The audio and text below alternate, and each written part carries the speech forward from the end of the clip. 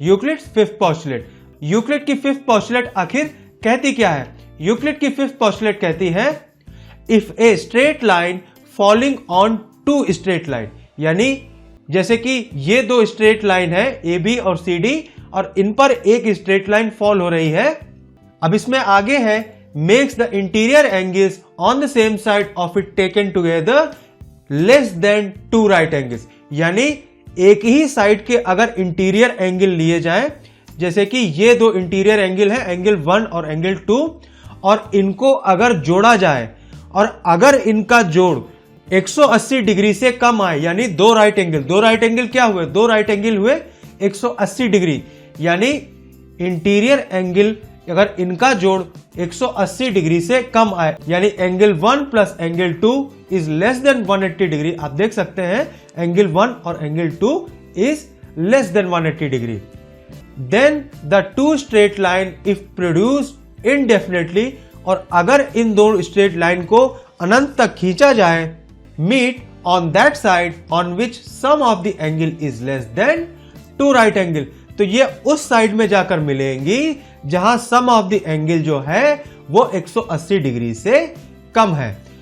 अब दोस्तों यहां पर आप देख सकते हैं कि sum of the interior angle 180 degree से कम है लेफ्ट साइड में, राइट साइड में 180 डिग्री से ज्यादा है। तो इस तरह से लाइन ए बी और सी डी इंटरसेक्ट करेंगी left side of the P Q पे। यह है यूक्लिड की फिफ्थ पॉस्टुलेट और इसके कई इक्विवेलेंट वर्जन है। इस पॉस्टुलेट को हम इस तरह से भी कह सकते हैं कि अगर angle 1 plus angle 2 is equal to 180 degree, then line a b and c d will be parallel to each other, यानी अगर sum of the interior angle is equal to 180 degree तो वो दोनों लाइन एक दूसरे के पैरेलल होंगी। इस तरह यूक्लिड की फिफ्थ पॉस्टुलेट के बहुत सारे इक्विवेलेंट वर्जन्स हैं, जिसमें से एक बहुत ही फेमस है जिसे हम कहते हैं प्लेफेयर्स एक्सियम। प्लेफेयर एक्सियम जो है वो स्कॉटिश मैथमेटिशियन जॉन प्लेफेयर ने दी थी 1729 में। चलिए प्लेफेयर एक्सियम देख लेते हैं। प्लेफेयर एक्सियम क्या कहती है? For every line L and for every point P not lying on L, यानी फॉर एवरी लाइन L, मान लीजिए ये एक लाइन है L, and for every point P not lying on L, ये एक पॉइंट P है जो L पर नहीं है। There exist a unique line M passing through P। अब इस P से बहुत सारी लाइंस पास होंगी, लेकिन उनमें से एक यूनिक लाइन होगी M जो P से पास होगी एंड पैरेलल टू L, और वो L के पैरेलल होगी।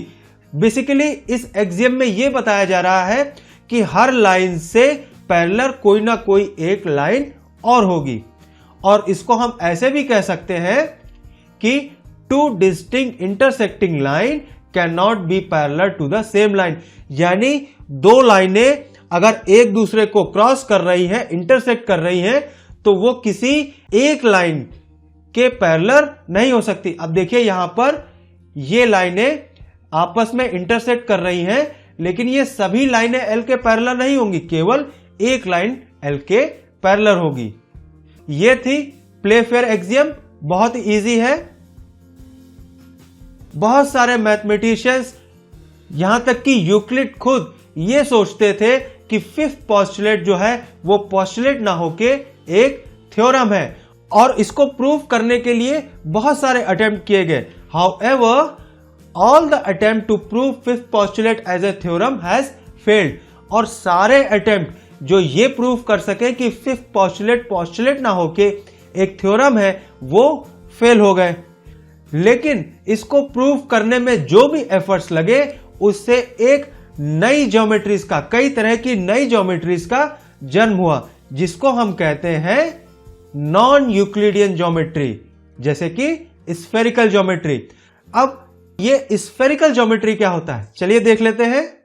मान लीजिए ये एक बहुत बड़ा स्फेयर है, जैसे कि हमारी पृथ्वी, जैसे कि चंद्रमा, बृहस्पति, एक बहुत बड़ा स्फेयर है। और स्फेरिकल ज्योमेट्री में lines are not straight, they are part of a great circle.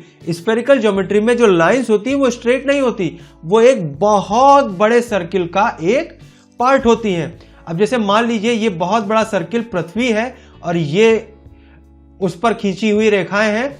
यहां पर आप देख सकते हैं एंगल ए और एंगल बी दोनों 90 डिग्री के हैं और इनको अगर हम ऐड करेंगे तो 180 डिग्री आएगा। तो इस हिसाब से ये लाइन और ये लाइन एक दूसरे के पैरेलल होनी चाहिए, आपस में इंटरसेक्ट नहीं करनी चाहिए, लेकिन फिर भी ये दोनों लाइन आपस में नॉर्थ पोल पे इंटरसेक्ट कर रही हैं। तो इस तरह से यूक्लिडियन ज्योमेट्री जो है वो केवल और केवल प्लेन सरफेस पे एप्लीकेबल होती है और स्फेरिकल सरफेस पे वो फेल हो जाती है, कर्व्ड सरफेस पे वो फेल हो जाती है। तो दोस्तों बिल्कुल भी कंफ्यूज होने की जरूरत नहीं है। यूक्लिडियन ज्योमेट्री यानी प्लेन सरफेस ज्योमेट्री और नॉन यूक्लिडियन ज्योमेट्री यानी curved surface geometry. Euclidean geometry यानी plane surface geometry, non Euclidean यानी कर्व्ड सरफेस ज्योमेट्री। और कर्व्ड सरफेस ज्योमेट्री आपको हायर क्लासेस में पढ़नी है और हम जो आगे के चैप्टर में पढ़ेंगे वो यूक्लिडियन ज्योमेट्री पढ़ेंगे, ना कि कर्व्ड सरफेस ज्योमेट्री। तो आपको जो ज्योमेट्री पढ़नी है वो यूक्लिडियन ज्योमेट्री पढ़नी है, जो कि है प्लेन सरफेस ज्योमेट्री।